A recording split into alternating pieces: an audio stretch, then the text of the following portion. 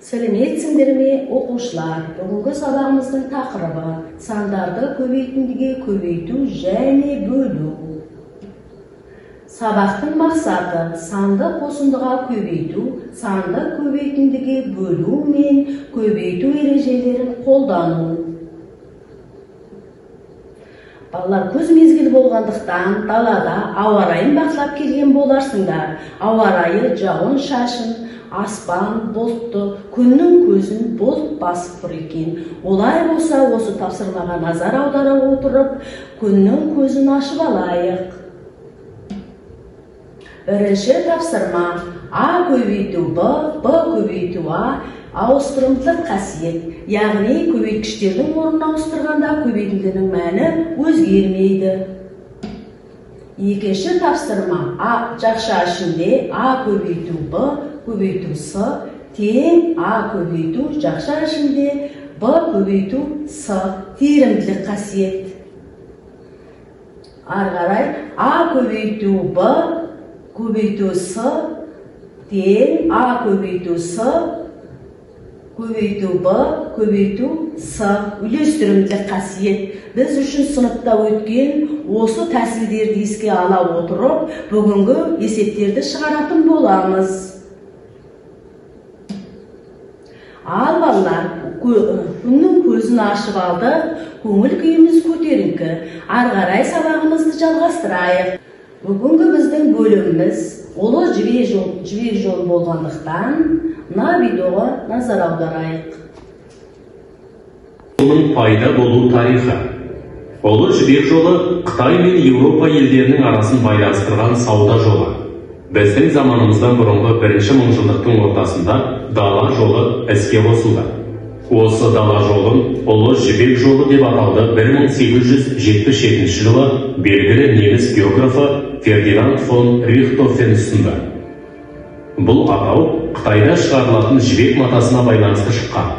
Ұлы жібек жолы бүкіл адам ағзасын қоректендіруші қан жүйесіне ұқсас жұмыс істеді. Себебі ол бүкіл Еуропа мен Азия елдерінің бір-бірімен қарым-қатынас жасауына мүмкіндік туғызып, ондағы халықтарды біріктірді. Ұлы жібек жолының бағыттары. Жібек жолының басы Қытай жеріндегі Хуанхэ өзенінің аңғарындағы аудандардан басталады.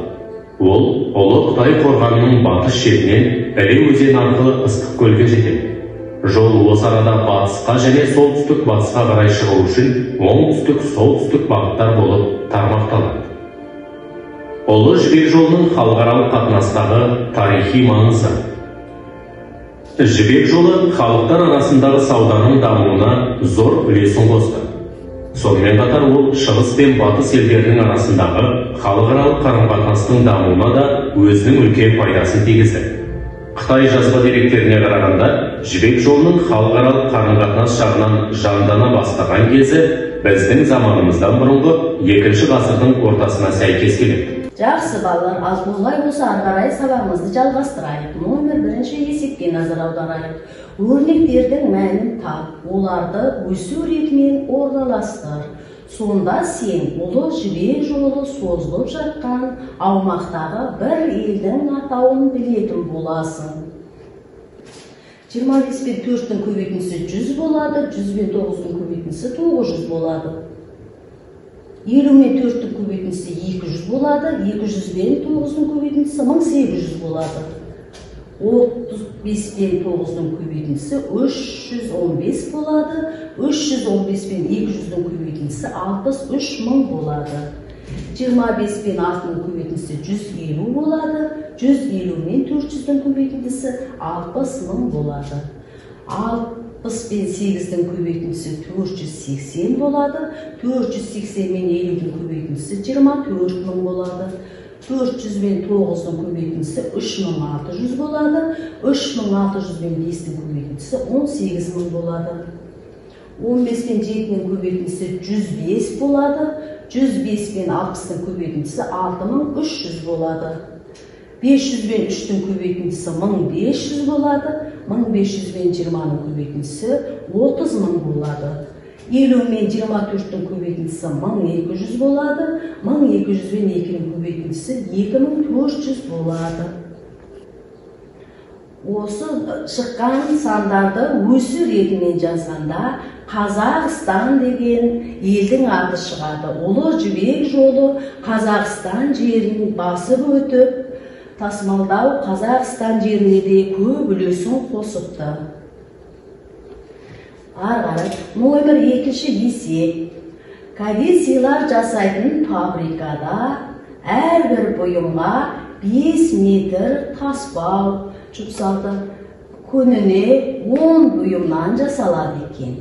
250 метр таспау қанша күнге жетеді? Жерде бір қоржын деп алдық. Бір қоржынға яғни 5 метр мата жұмсалса, бір күнде 10 қоржын жасалады екен. Онда бізде 250 метр мата қанша күнге жетеді? Біз бұл жерде бір қоржынға 5 метр мата жұмсаса, 10 қоржынға қанша метр мата кететінін табамыз. Олай болсақ, 5 метр матаны 10 қоржынға көбейткенде 50 метр мата жұмсайды. Бізде 250 метр таспауды 50 метр матаға бөлгенде 5 күнге жетеді. Жауабы 5 күнге жетеді таспау. Номер 3 есеп. Тиімді тәсілмен есепте және оны түсіндір. 4 пен 28-ді 25-ке көбейтеміз. Олай болса, жақша ішінде 4 пен 25-ті көбейткенде 100 болады, оған 28 көбейткенде 2800 болады. 25 көбейту 29, көбейту 4, көбейту 3. Жақша ішін аламыз, 25-ті 4-ке көбейтеміз 100 болады, 29 3-ке көбейтеміз 87 болады. 100-ді 87-ге көбейткенде 8700 болады. 15 көбейту жақша ішінде 2 көбейту 3 тең болады. Жақша ішінде 15-ті 2-ге көбейткенде 30 болады. Көбейту 3, 30-ды 3-ке көбейткенде 90 болады. 36 көбейту 25 көбейту жақша ішінде 4.